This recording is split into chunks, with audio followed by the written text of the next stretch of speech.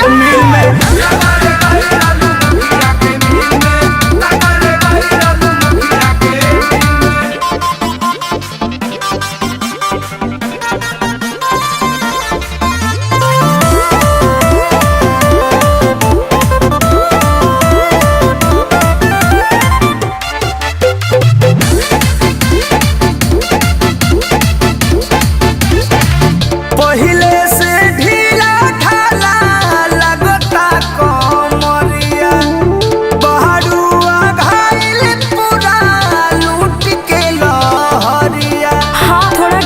कर रही हूँ पहले से ढीला ढाला लगता कमरिया बहरुआ घायल पूरा लूट के लहरिया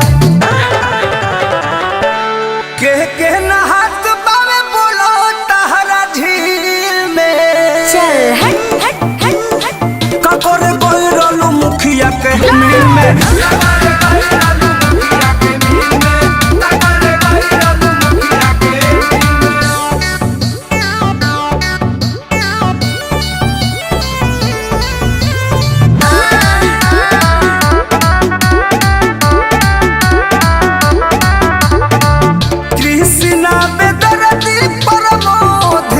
अरे क्या रे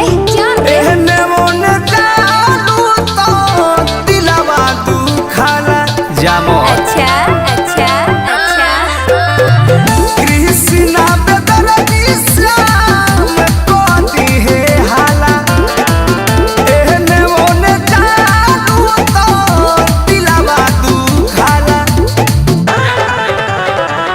अरे चोली सुखावतारू टांग के गिरिल में हाँ पे जल्दी सुखेला ककोरे कोइरलू मुखिया के मिल में।